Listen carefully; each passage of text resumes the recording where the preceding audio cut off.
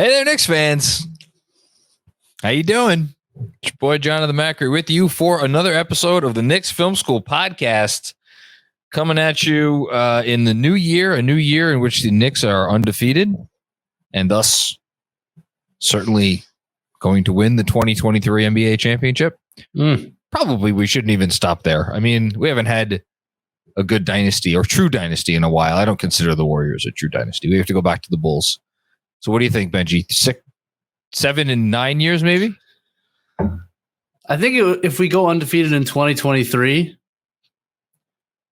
that would be its own dynasty. If you don't lose a game in a calendar year, I think that's better than 7 and 9. This is a great way to start the conversation. We're on our way. Benjy Ritholtz, ladies and gentlemen. How are you, sir? I'm doing great, John. I'm doing great. Happy to be here. Off the heels of a win, in a positive headspace. We go on long win streaks. We go on long losing streaks. 500 is a magnet, but here we are, one game over as I come here to speak with you. Very excited. I was just wrapping up Wednesday's newsletter, and I have my little game preview section for their game against the Spurs. And in the bottom of the game preview section, I sometimes put like what to watch out for, what to look for. And I was like, how about don't lose to the worst team in the league twice in a week? How about that? That's a thing to look for. Yeah, that would be very worrisome. If they lost the Spurs. There's a weird amount of pressure in this game because you really can't lose twice to the Spurs. You really can't. You can kind of excuse the Dallas hangover game where they just got walloped. I don't know, excuse is maybe too strong a word, but you can understand it at least. Yeah. But you lose twice, you got to start asking yourself some questions about what you're doing. Yeah. And like you commented, I think on the Spurs game, correctly so. And I don't know if anybody thought you were like being apologetic. I certainly didn't think you were, because I thought it was genuinely for as bad a matchup as the worst team in the league, at least by net rating, that's what they are, can be for an opponent that is trying to make the playoffs. I think the Spurs were, and like, take away Brunson, take away RJ. And I think taking away RJ, given just that he was another big body to get theoretically in front of some of those Spurs big bodies. I think, should they have lost the game? No. Did the Dallas game matter in terms of like their probably competitive spirit? Maybe a little bit, but like, I don't know. I wasn't apoplectic after that one. I'll say that. No, I agree. I mean, the talent disparity isn't as great as you think it is when you take away two of, the top 4 or 5 players, 3 players on the Knicks. And then... Ooh, you just gave us our first discussion topic. Keep going. And then... and then after the Dallas game and on the road, it all kind of made sense. It wasn't all that surprising, even if it was disappointing. But yeah, you got to win. You got to win this one. It's a must. Yeah, no, it is a must. And I want to spend maybe the majority of our time, but I want to spend at least a good couple of minutes on Randle's All-Star candidacy. And I think at this point, Randle's All-Star candidacy, I'm going to pull up the old NBA standings right now. I think to some extent, it is, I don't say it's tied to where the Knicks are. So as we sit here and record this, and I think who's playing tonight? We're recording this before any games start tonight. But there are 3 games tonight, including one involving, actually, no, nothing that really involves the Knicks, because like the Bucks are far enough ahead and the Wizards are far enough back. And so nothing that affects the Knicks. But like, so right now, the Knicks find themselves in this little 3-team grouping with the Pacers, who we were talking about before we started recording, and the Heat. One team that was supposed to be a lot better than the Knicks, and one team that was supposed to be a lot worse than the Knicks. And then they're, I would say, not a comfortable distance ahead, but they're they have some breathing room between themselves and then the 4 teams in back of them: the Hawks, the Wizards, the Bulls, and the Raptors.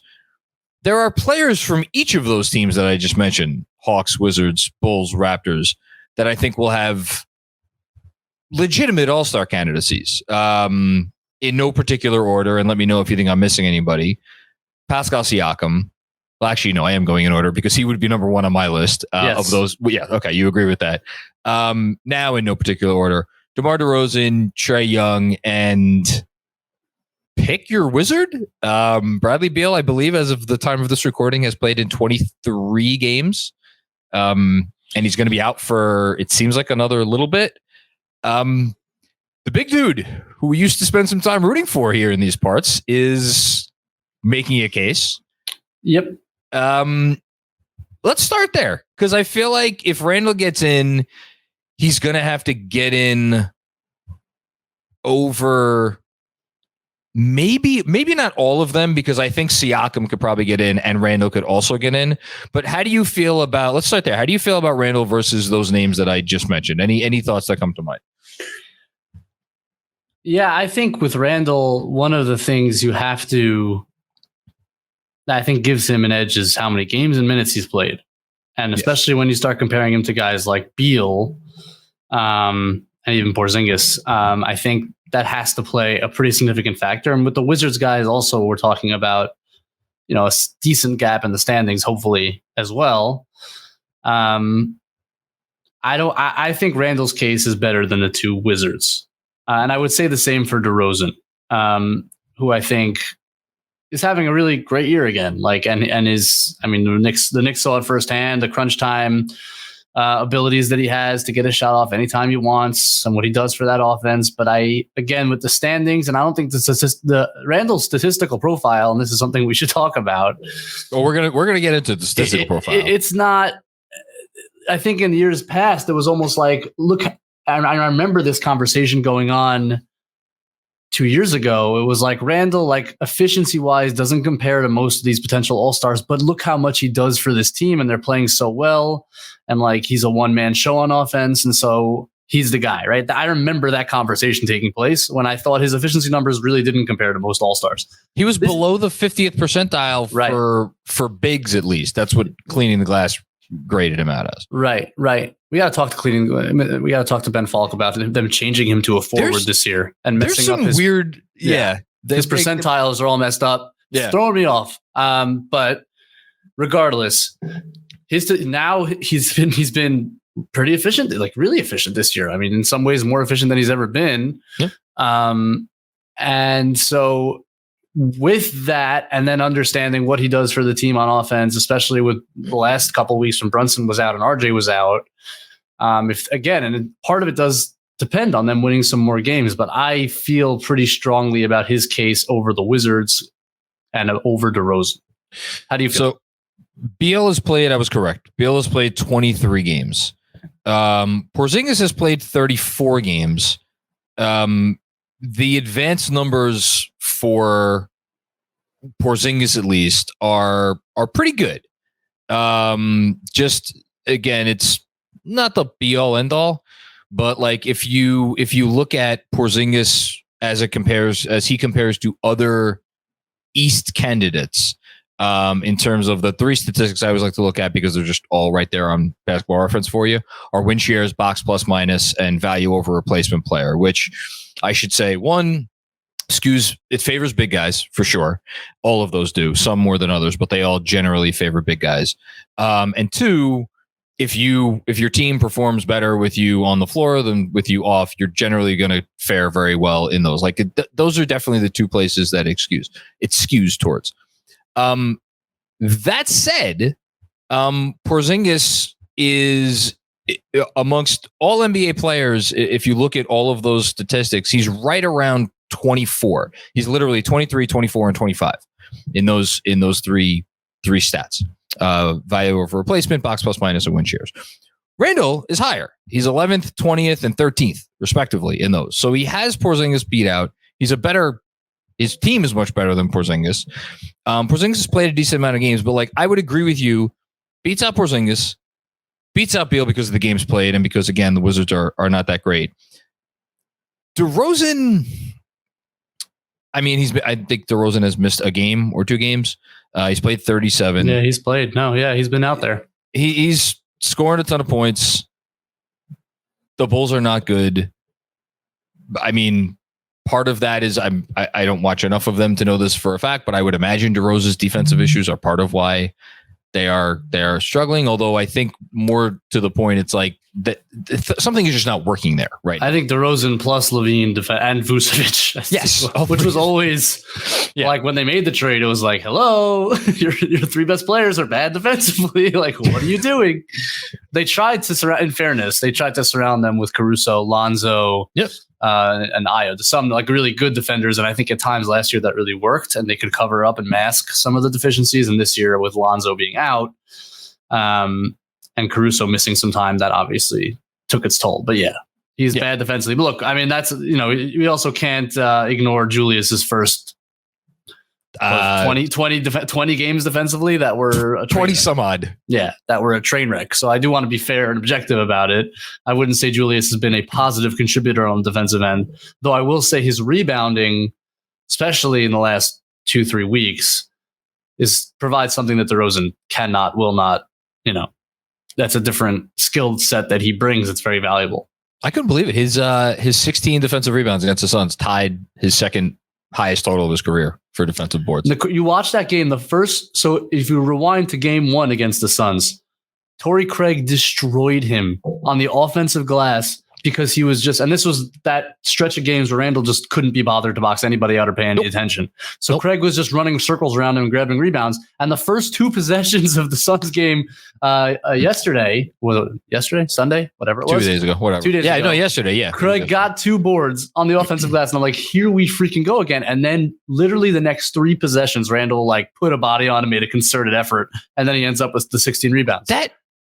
I'm sorry, that fucking first Suns game, was so emblematic of just how wild this season, because you had Randle not giving any shits. Yeah. And then he went to Denver, and it's like he got injected with some sort of serum. Not even before the game. It was at halftime. He was in the altitude. He found like religion up there or something. I don't know what happened. That fourth quarter, he was on the floor like 12 times diving for loose balls. It was unreal. What the hell is this? Who is this? I didn't know who it was. And then the Suns game was I forget if the Suns game was the next game or the Warriors game was the next game. Whatever. It was very close in time. And then it was like right back to where we were. But now we've, knock on wood, it seems like this version of Randle and this level of consistency and intensity and execution on the defensive end, which is I think it's more than passable. Would you agree with what we're seeing from him now is passable? Yeah, it's passable. I think he's always going to struggle to recover, to help and recover on stretch fours, which is basically the whole league now. Yep. And it's always going to be a weakness of his. I think they've generally had him switching more, and we talked about inertia and all that stuff. I feel like just forcing him to be active brings out the best in him defensively. And I think we've definitely seen that with pretty much right when they started switching him more. I feel like his defensive execution has improved. He'll never be a great defensive player, but I think we're getting close to the most that we can ask for, especially with the load he's carrying on offense. I'm happy you ended with those 2 caveats for what we can reasonably ask for and given the load on offense. And it's like, I'm sure there's some folks listening that are hearing that and be like, well, why doesn't he do less on the offensive end and inject more effort into his defensive? Like, they feel like they kind of need maybe not everything he's doing on offense, but can we have that conversation real quick? Because he's doing a lot, but man, it sure seems to be very effective at the moment. Well, look, obviously when Brunson and RJ are out, like who else is going to soak up that usage? Like it's been Quickly and Randle. There's only 2 guys that can dribble on the team. So those 2 guys are going to do a lot of work. Like, no, it's it is what it is. You beat around. There's not any much that you beat around. There's no foliage, which I beat around. Yeah. But that said, his usage is down this year. It's down from 2 years ago. Last year was 29.6%. This year it's 27%. And that's, I think, mostly a Brunson effect. Yes. But I think that's great.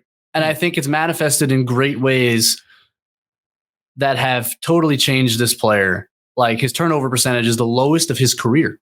Can I give you a quick stat on that? Please. The first half of the season, give or take a game, I have it in Wednesday's newsletter, even assist to turnover ratio, 3 assists per game, 3 turnovers per game. Since then, it's better than 2-1.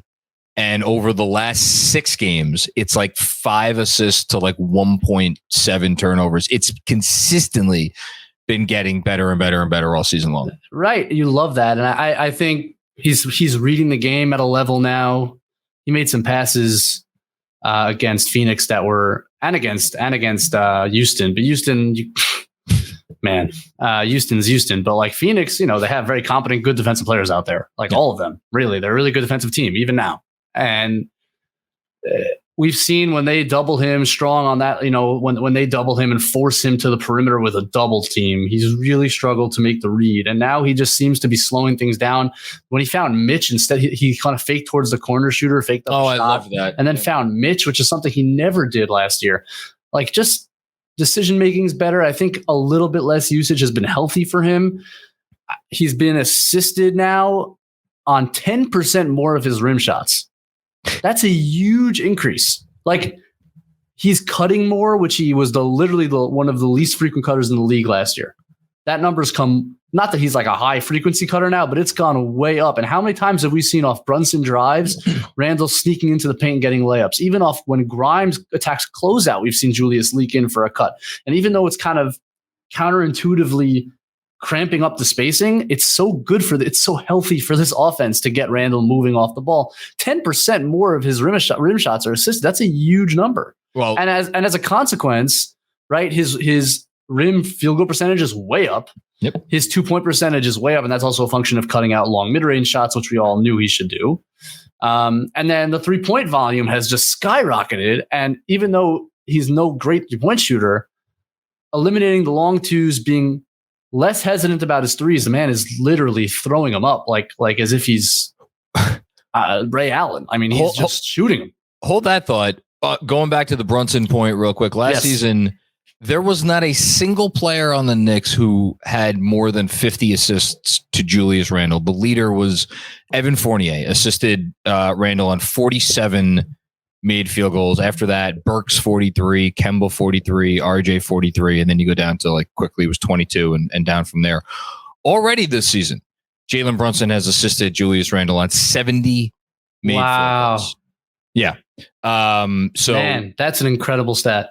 If wait for the next one. Benjy Ritholtz, as we are recording this, I think no games have tipped off yet tonight, and even if I looked at the stat correctly, I don't think anybody who plays tonight is going to impact this.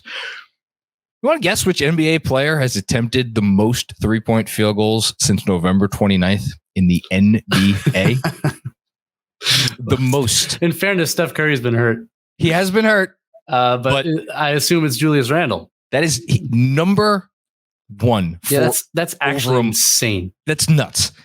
And over that stretch, he's hitting them at 36%, which, if that's the volume, 36%, oh my God, just sign me up. And he's mostly cut out the step back threes, except for end of quarter, which someone needs to explain to me who is mentioning to him that he never has made one of those in his entire career. And nobody. The answer is nobody. It's the end of every quarter is a step back three. Shoot me in the head. But he's mostly cut those out. It's a lot of catch and shoot. He's not hesitating. Last year was so hesitant to shoot those.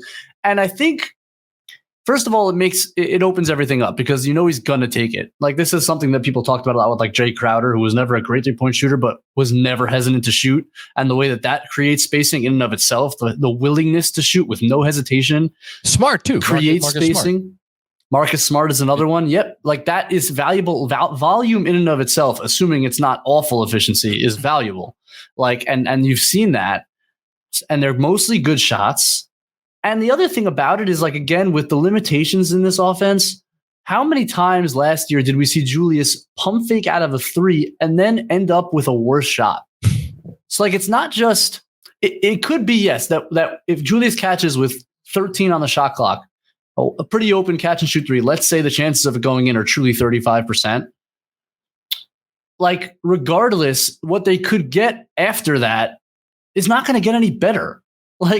It's kind of a weird way to look at a possession, but it's true. Okay, so Julius pump fakes out of that. What do you transition into that's going to get you a better look than his 36% 3-point shot? Probably nothing. It is what it is. So to me, it's been a success. And one more thing I'll add is making sure you get shots up. You're not turning the ball over. And then the Knicks offensive rebounders get involved and they're elite at it.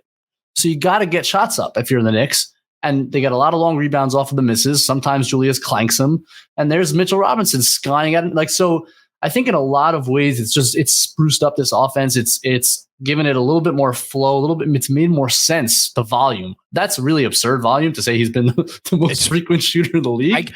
But hey, it's working. When I saw it. Yeah. It is working. And look, the numbers bear that out. The Knicks have had a top 5 offense for well more than a month now, which again, talk about things that I did not think that I was going to say before the season started. So the offense really good. So let's go back to that. So now here's an interesting comp. Talk about the volume is the most important thing. There is a player down in Atlanta. He's not shooting as many threes as Julius Randle this season, believe it or not. But he's still firing them up, only hitting him at a 31% clip, only shooting 41% overall. And of course, I'm talking about Trae Young. Trae Young is the biggest name. Putting Kyrie aside, we're going to talk about Kyrie, maybe we won't. We could just skip over him. Kyrie's got to make it. I agree. And as much as I personally dislike the man, he's going to make it. And he probably deserves it. And the team's been so good. And he is so good that I think he's going to be on. He's the second best player on the second best team. Yeah, and he's been really great. So it is what it is. It is what it is. Let's move on. Yeah. So putting that aside, the biggest name player who people are going to look at and be like, "Oh, it's this guy. He's an all-star. Is Trae Young." The record is not good. It's deep enough into the season where the numbers are what the numbers are. They're not. They're not good. He's shooting again 41% overall and 31% from 3. He's still, whatever he is. He's leading he's third in the Eastern Conference in assists after two guys who, again, have one as I would say, I think Halliburton's an all-star. I do too. I don't think that's a conversation. The Harden thing is more interesting, only because he's only played 21 games. Now, if the Sixers keep winning and he keeps playing, I don't really know what you do with that. Maybe it won't matter to Randle. He's going to make it. You think he's going to make it? He's going to make it. The name, the success of the team, the popularity, the resume. Yeah. I guess there are two separate discussions, obviously, whether who should make it and who's going to make it. And I think Harden and Kyrie are perfect. Those guys are just going to make the team, whether or not they deserve it. And I do think Kyrie deserves it for sure. Harden is that's few games. That's the Beal. That's lower than Beal's, but obviously the team has been so good for the stretch here. 22-11, 44% overall, 37% from 3. Obviously, his degree of difficulty on threes is up there. And it's the passing. He's controlling that offense right now. He's been great. Yes. But going back to Trae Young for a second. So what? That's the more put Harden aside for a second. That's the more interesting conversation. Yeah. So Julius Randle has gone up. They've actually had the inverse so Julius went from right. So Cleaning the Glass has this points per shot attempt. So, and it's per 100 possessions stat, right? So Julius has gone up 20 points per 100 possessions, points per shot attempt from 101 to 120. That's insane. Which is really insane. And Trae, I want to double check this. Yep, the exact inverse has gone from 121.1 last year to 110.6 this year. So he's gone down 10%, 10 points. He's having a horrific year in terms of shooting efficiency. I want to temper it a little bit because he's still a very dangerous offensive player. But to me, you got to have a baseline of efficiency. He's really been terrible in that way. And I don't really, considering where the team is, I don't feel any trying to put my biases aside. Do you think we hate Trae Young. And we hate Trae Young. But do we? I don't want to get sidetracked, but did you watch that game last night late? It was really late. So some of the decisions that the man spent the entire stretch run trying to draw fouls. He did not actually attempt a normal shot. This is against the Warriors for anybody except for a 40-footer that made no sense. Like the decision making was outrageous, and he got to the line a lot, of course, because whatever. But I don't know. I feel like that's a really. I mean, I don't know who's the last All-Star to be that inefficient. I wonder. Well, and it's not even just that. It's like, the reports that have emerged. Like his head coach is thinking he sat out a game because he sat out a game. His head coach maybe want to resign rather than continue to coach this team. Obviously, the team is struggling. It's just like you add all of that up, and then like I do think narrative plays into some of these things, and then you have a guy like Randle, who, my God, the season from hell last year to have turned it around, and now that's why I think it was like it actually was meaningful to get the MVP chance the other day. He said as much, right? I mean, it's someone's going to write a great book about the Julius Randle experience over the last 4 years because it's been very unique. Yeah. The last thing I want to say about Julius, because we were just talking about fouls also, is he's getting fouled a ton. He's up to getting fouled on 16.1 of his shot attempts. That's up from 12% last year. Mm. And what you notice, and I'm planning on putting some of that on Twitter about this, is he is spamming that step through move. Can you talk about that a little bit more for anybody who may not? Yeah, of course. So he'll catch it often on the left side, and he'll take one hard dribble left, and then if he gets cut off to his left, because teams don't want him to drive left, he just rips his arms through. And if you're looking at him, he rips his arms through and takes a step to his right, puts his arm right into the defender so that if their arms are anywhere but straight up, they're coming down on him. And he is spamming that. Like he's done it, I would say 20 times in the last 3 games. And he's gotten to the line most of those times. And he gets some and ones out of them because he's strong enough to raise up through the arms and get a shot up anyway. And I actually wonder, because he did it a little bit the last couple of years, but he's really onto that move this year, if that's a Jalen Brunson influence. Because that's one of Jalen Brunson's favorite moves. And it feels like Julius has taken that move to another level. And he's getting fouled a ton, especially over the last few weeks. Again, talk about easy points, changing your shot diet, finding. So we're ticking up the 3-point volume. We're ticking down the long 2 volume. We're getting more assisted shots at the rim, and we're getting more free throws. Like that is, he doesn't, people just want to say he found his stroke, and he did to some extent, but it's more of where he's stroking it from. Yeah. Like he's totally changed his shot diet, and that has made him into a really efficient basketball player, really for the first time since he's been on the Knicks. And that's incredible. Aside from whether he'll actually make the All-Star team this year, it's been an incredible development. Well, listen, Andrew gets mad when we talk about something and then we don't give the listeners what they want. So I want to finish up with another topic or two, but real quick before we move on, let's make our All-Star team again. We're 38 games in. So automatics, we don't have to pick the starters. That I'm not giving you that, Andrew.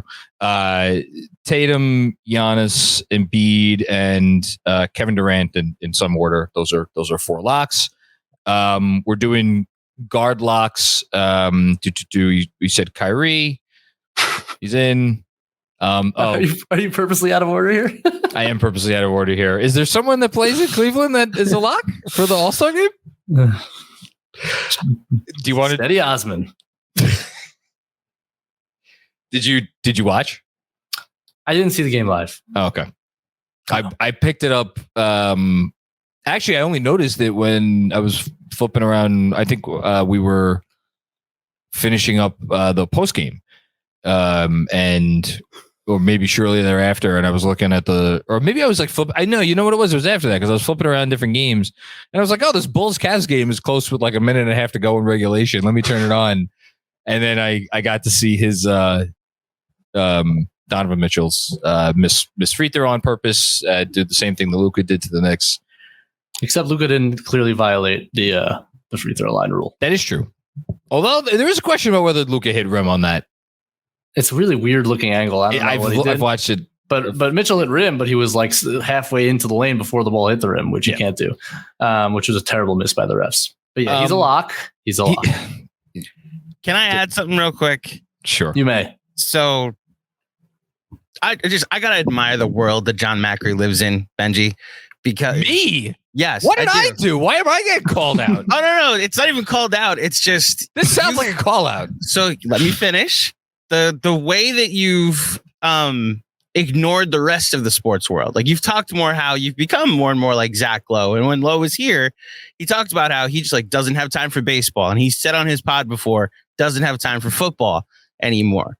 The rest of the sports world was in one of the more devastating sports moments. And my timeline was like, DeMar Hamlin. Oh my gosh, this is crazy. They can't. And that's the only thing I saw. And prayers up to him for just to get that out of the way. Yes, of course. Like we all hope for the best. And I'm scrolling through more doom scrolling. And it's like, oh my gosh, did I just witness what I thought I did?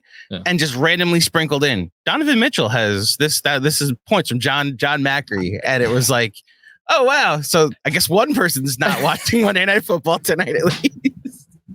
Fucking 71 points. Of course I'm going to watch that. Right. Which is why the funniest thing about Donovan Mitchell and honestly, everybody having the night that they had, like Clay going off last night, LeBron ends up with like a quiet 43, is that all of these great offensive nights happened on the worst possible night to have them with the rest of the sports world going on. Football, man. What a sport that is. Move on. I don't want to.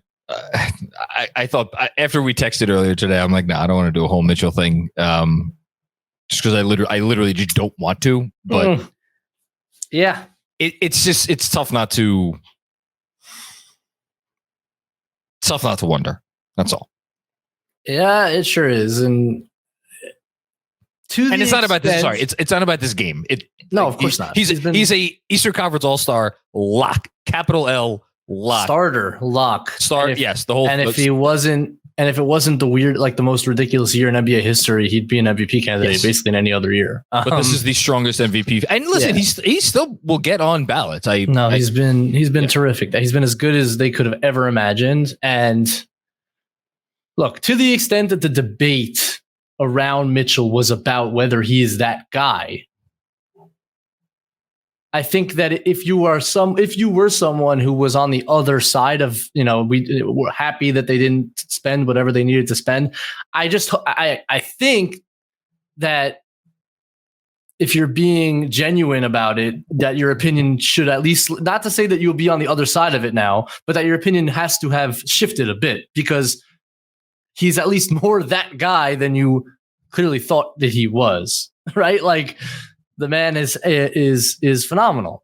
And I guess like when I was talking about it before, and I just thought I was higher on him than the average person was. Like the consensus, I said, I think this guy is as special an offensive player, special offensive guard as we have in the league right now, other than Steph Curry. Like that's what I felt. So yeah, he's phenomenal. And we don't have to obviously get into the debate, but that's what I'll say about it is like, I think at least that has to shift. We're like, this guy is amazing offensively. Like he just, not just because of last night's game, although that helps, but the whole body of work now. I mean, he's been exceptionally good. Well said. The front court starters for the East, there's a very real possibility that four of the top 5 MVP finishers. Insane. I'm probably sliding Luka there a little bit. But Tatum should be guard eligible. I just don't really understand that. Like they easily play a lineup with like Smart, Tatum, Brown, Horford, Williams. He's the 2. Yeah. I don't think he will be. I think one of him, because then you have an easy starting 5, right? Then it's Mitchell, Tatum, Embiid, Giannis, and Durant, and that's easy, and it's the 5 best players in the East. But because Tatum has to be a forward, one of those 4 guys is going to be on the bench. So there is a very real possibility that the MVP of the league, because as far as I'm concerned, there are 6 real, capital R, real MVP candidates right now, and these are 4 of them: Tatum, Giannis, Embiid, and Durant. And that one of them is not going to start the All-Star game is insane, but neither here nor there. Okay. Mitchell, Kyrie, Jaylen Brown, lock, second best player on the best team. I know some of the advanced stats don't love him. So that's 7. Halliburton I'm putting in as my next guard. Any disagreement there? No, I think Halliburton, if you look at the whole body of work of the season, I think has the edge over Julius Randle. I think he's been more consistent. I think from the beginning of the year, he was excellent. I think it took Julius a lot of time to become excellent. And I think what he's done for that team, which was supposed to be tanking and is now ahead of the Knicks in the standings, at least as we speak. Yep. I don't really see much of an argument. for Julius over Halliburton. So that means while he's Zerbiak be damned. I'm gonna bite my tongue. I have a lot of feelings about it. I was hoping to elicit some of them, but all right. If you're not gonna go there. No, don't. Okay. So there's our 4 guards, by the way. Donovan Mitchell, Kyrie Irving, Jaylen Brown, Tyrese Halliburton. If another guard gets in, and this is why this gets a little. You have Brown as a guard? Jaylen Brown is guard eligible. Both though, right? Or just guard? That's an interesting one. Maybe as we're talking about this, Andrew, the great Andrew Claudio can confirm or deny this. I think he is. Well, for Julius' sake, I hope he's a guard only. But okay, yeah. I think it makes the most sense for him to get voted on as a guard. Let's assume for the moment, and then hopefully we don't have to change this, that he does. There's your 4 guards: Mitchell, Kyrie, Brown, Halliburton. So if you want to put a Harden in, or a Drew Holiday in, or a Darius Garland in, I Drew Holiday again. Like, I get it, and they're a really good team, and he's been maybe the second best player. I'm not so sure that Brook Lopez hasn't been the second best player. So you're stealing my thunder. Sorry. You do this all the time, Benji. Sorry. So mad at you. No, I'm kidding, of course. Jaylen Brown is a guard. Andrew just texted us. Okay. It's not true. The NBA lists him as a guard. He lists him as a guard. Yes, that is correct.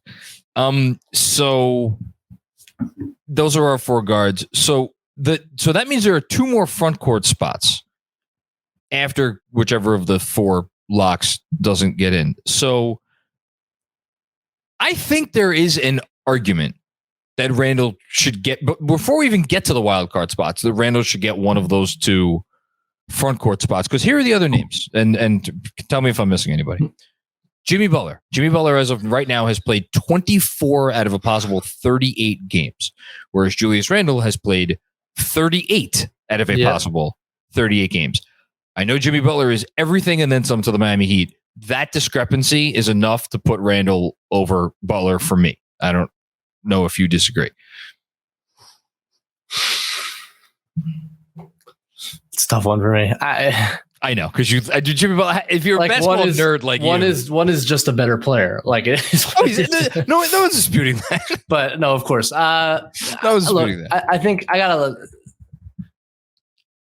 I feel like Miami's like discrepancy when he plays and doesn't play is like extreme, if I'm not mistaken, right? Oh, it's insane. Yeah, it's insane. It was mostly on. I haven't looked at it in a bit. It was it was all on the offensive end at the beginning of the season, and they were oddly much better defensively when he wasn't on the court. I don't know if that's equalized a little bit, but he's also having just like a Jimmy Butler year. Like, nothing's really dropped off when he plays. I mean, in terms of his efficiency. No, he's been awesome. He's been awesome, but he's played 24 games out of a possible 38. All right, I'll go with you. I'm a little tighter on that one because it's Jimmy Butler. I feel like when the games, when you miss games, but you have like the resume, I feel I tend to like be a little more sympathetic to that case. Like, Harden is another example where it's just like, I know how good that guy is. I know he missed him, and generally not so injury. The last couple of years, Harden has been, but like, if you're not like a super injury-prone guy, you just happen to miss 12 games in a given year or 14 games in a given year, I'm not going to necessarily penalize the real high pedigree guys. But okay, definitely an argument though for Randle over Butler at that spot. I'm with you. No, box plus minus Jimmy Butler's 8th in the freaking NBA. So that's pretty good, and he has. Because of that, he has the edge on Randle in the advanced stats. So then, if that's the case, then Bam's not getting on my team. If Butler's getting in, Bam's not getting it, because I'm not getting 2 players from the Heat on that roster. Damn. Bam's been really good. Bam's been really good. I love putting you in these positions. Bam's been really good.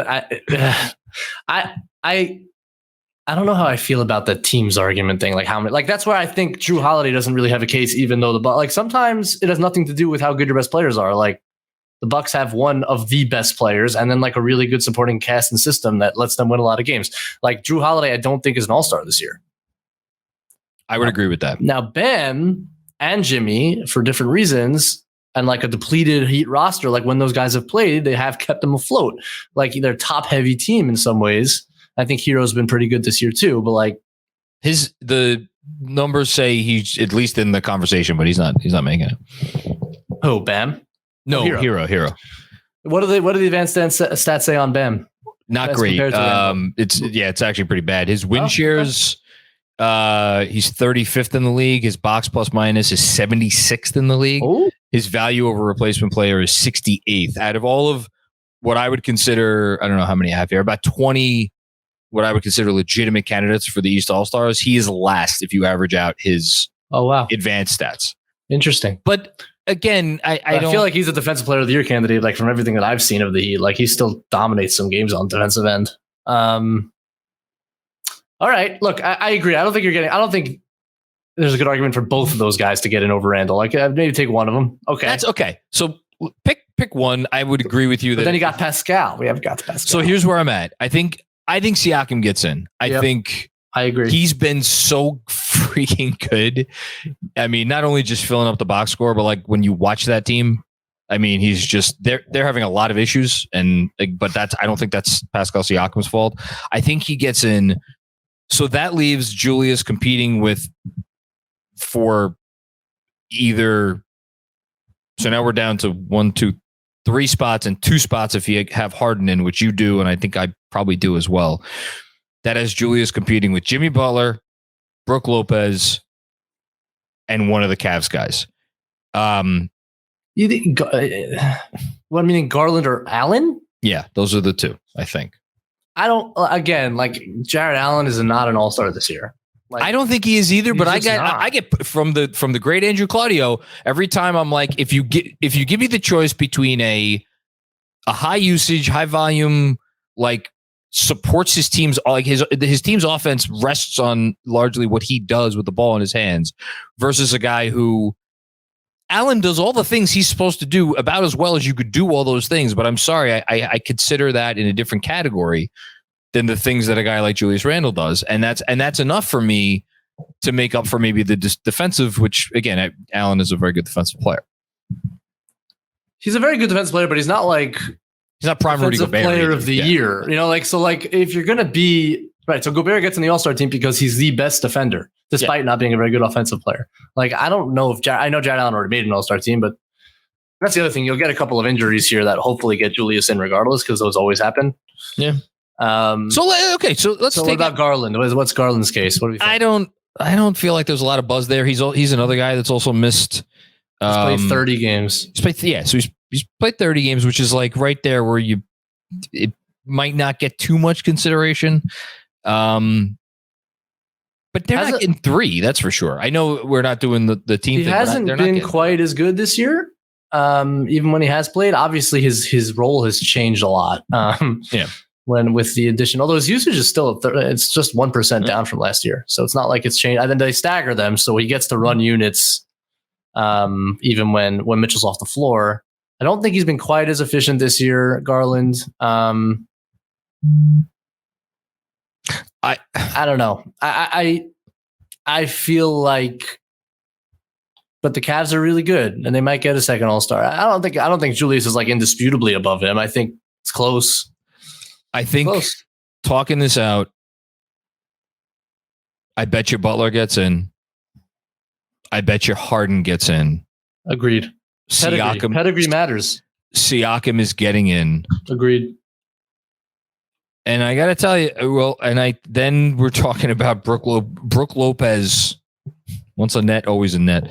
Brook Lopez versus Julius for that last spot. Now, if there's an injury replacement situation, then it won't matter. But like, I bet you I could see it coming down to Lopez because he has Defensive Player of the Year buzz. He's the second buck, which again, I know that doesn't maybe matter to you, but I think it matters to some voters. He is really important to what they do at both ends. He is. I go Randle, but I'm obviously biased. It's a bit of a morass, right? Because and then we already talked about the DeRozan and the Wizards and all the. I mean, it's a lot of guys. You hope, and most likely there will be 2. I think like generally there are 2 or 3 injuries that will, I think, definitely get him in regardless. But I told you this recently, like if I had to bet right now, I say he does not make it. Really? Wow. Okay. Yeah. But also we have some time. If he keeps up this pace, hey, then maybe he makes it a non-argument with some of these guys, I did not expect this to take this long. I'm happy we did this. And like, look, we're almost half the season in. So I felt like it was a good enough time, and he deserved an episode dedicated to him because he's been that good. Let's hit on something else before you go. I'll go right to what I always do, which is what's something that's interesting, fun, frustrating, whatever to the eyes of Benjy Ritholtz as he's been watching, as he is planning on watching over the coming days and weeks. Grimes. Let's talk Quentin Grimes. Could we? His stats over the last 13 games, I looked it up after the Suns game, pretty much identical to Mikal Bridges' stats for the whole season. Because he's had because he's had some more usage in the last 13 games with different guys going out and this and that. But like 15 points a game, the field goal percentage is up there enough. The 3-point percentage is there. The volume is there, and he's defending. I mean, I don't know. Talk about it. I'll let you talk about it, not me. The first thing that like it just leaps off the screen is the quickness with which he makes decisions off the catch. And my favorite thing is like you'll see Randle or Brunson dribbling on, let's say, the left wing above the 3-point arc. And what a lot of teams do, the Knicks do this on defense, a lot of teams do it, especially against guys like Brunson and Randle, is they'll show nail help from the opposite wing, right? So before, as that guy's either the triple threat, hasn't dribbled yet or starts to dribble, that opposite wing will pull towards the foul line so that driving lane towards middle is cut off by the nail help, right? You can't do that against Grimes if he's the guy on the opposite wing because, and I think more and more the Knicks are realizing this, like Brunson and Randle are realizing is if that nail help shows itself, that pass to Grimes needs to happen immediately because you are getting an automatic penetration right to the rim because he catches and goes so quickly that he almost eliminates nail help. You can't help on the nail when Quentin Grimes is one pass away. He's so quick with the ball. And like, that's so huge for a guy like, cause generally teams just have schemed the Knicks to load up against, especially Randle. We know that. And now Brunson, more and more, we're seeing teams put big wings on Brunson, which has been a little bit of an issue for him.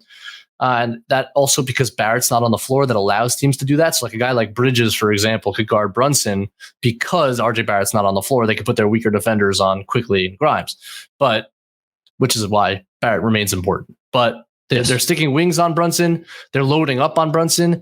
And if you can make that initial pass and Grimes just freaking catches and goes one dribble to the rim, either laying it up or hitting that drop off pass to Mitch, man, that's a weapon. And like something that was so, and it's stuff that we identified and which was the reason we said he needs to start from the get-go. Like just the quick decision making is so valuable to a lineup that doesn't make quick decisions. And he's just, he just loosens everything up for them.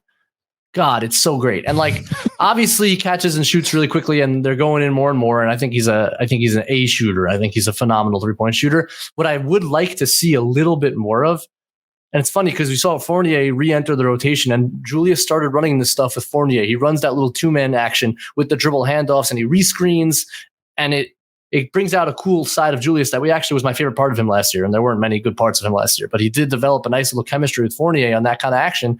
I want to see him try that stuff with Grimes.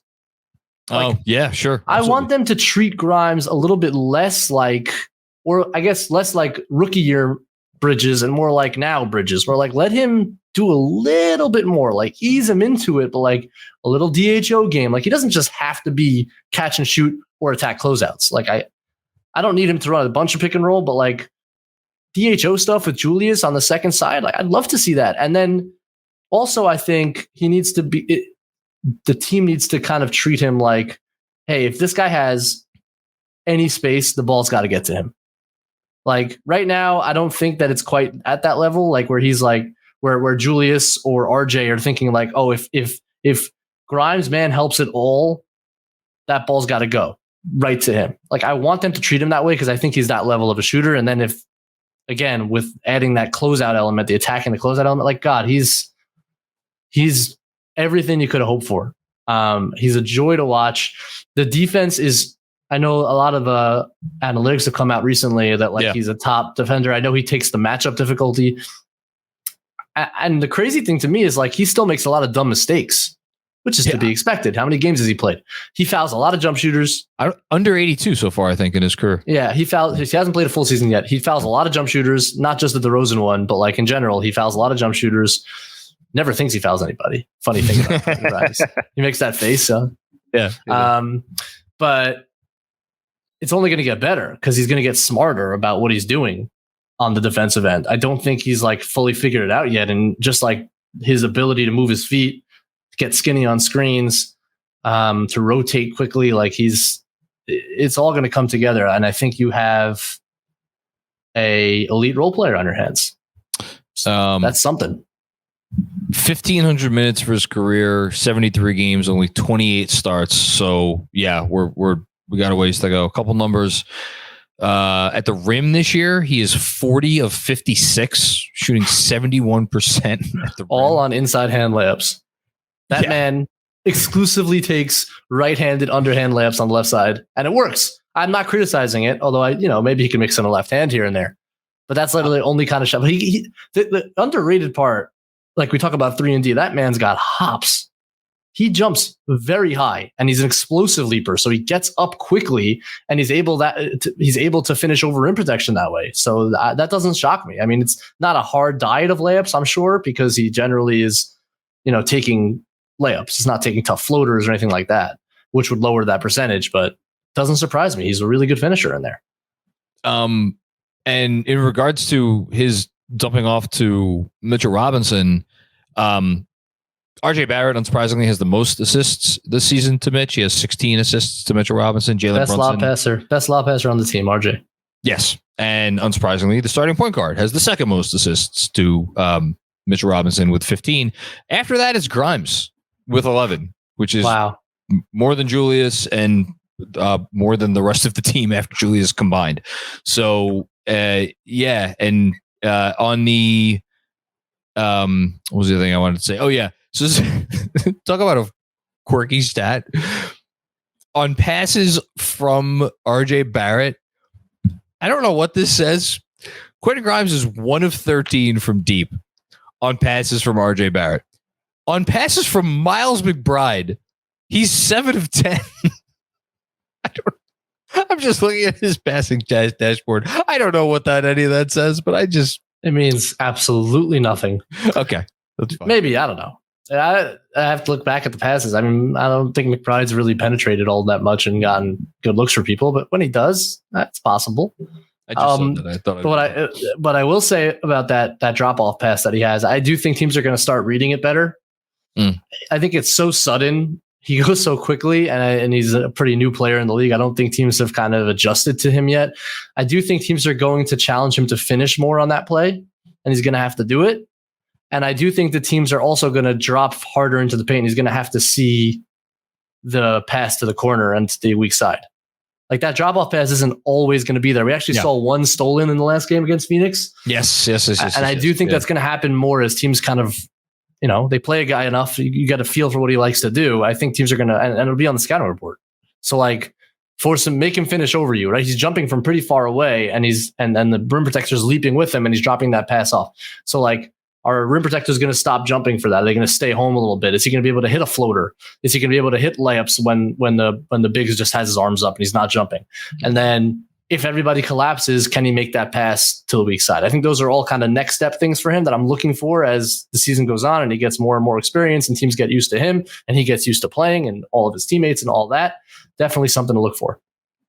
Well said. I think we covered basically everything I want to talk about. I feel bad we didn't shout out Mitchell Robinson's. I was going to say. His on-off numbers are like fake numbers.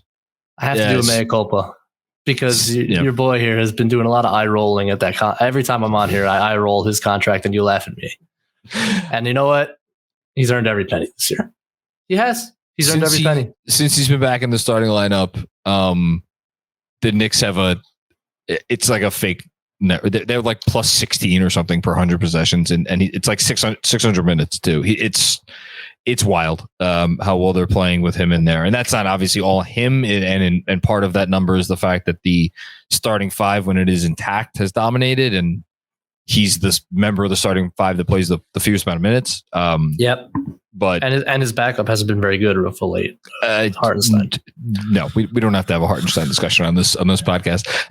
Very last thing. RJ's out for the Spurs. I'm betting there may be a couple games here where RJ's not in.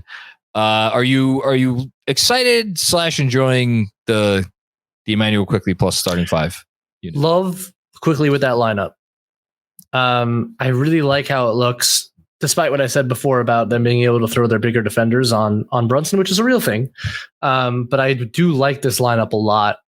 I like Quickly playing off of Brunson and not having to do all the ball handling. I do think when he's in there, I'd like them to see like he can run a few more possessions. I thought he barely touched the ball in some parts of that game, and he's too good for that. Like I know Brunson and Randle soak up a lot of usage, but there's no reason IQ can't run some pick and roll to initiate possessions here and there. I like him a little bit toned down with the usage. I like him getting more catch and shoot opportunities, which he's starting to make a little bit more of. I like him attacking from the second side, getting to that floater. And then defensively with him and Grimes flying around, it just changes things for that defense and the way they can rotate. So I really like that lineup a lot. With Grimes, Quickly, and Brunson out there, I think even when RJ comes back, it should be a lineup that they play here and there, get a few minutes in the game with that lineup because I think it looks good. And hey, we've been asking for Emmanuel Quickly to start games for 3 years, so like it's fun to watch him start games and do his thing. And he does. I mean, you know, we know what he does, what he brings. He's been so good. And look, Mitch, just stay healthy. And the foul trouble issues have gone away for the most part. He's playing, which early in the season was a problem. He's the best or second best offensive rebounder in the game. Like someone put it, someone said that his offensive rebounding is the single best skill on the Knicks. I think that's probably right. Like, was it your interaction with Fred Katz or something? I don't remember. It's impossible to. No, overstate. That was a separate.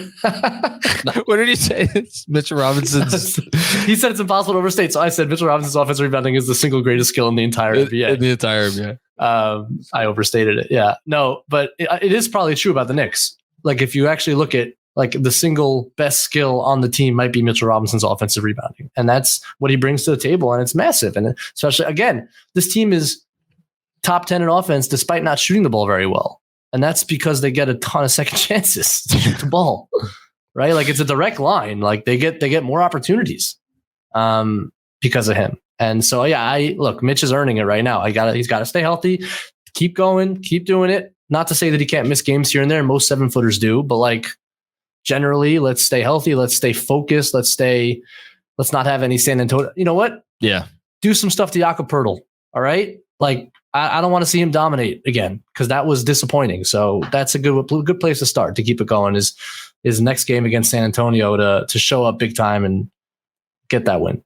Speaking of Poeltl's fourth in the NBA in offensive rebounds per game behind Mitch and Clint Capella are actually tied for second at 4.3 a night. Capella plays a little bit more minutes, and then Stephen Adams is grabbing 5.1 offensive rebounds per game, which is. By the way, and they're all great offensive rebounders, but it also has to do with your team's shot diet. That's something the Knicks have taught me this year.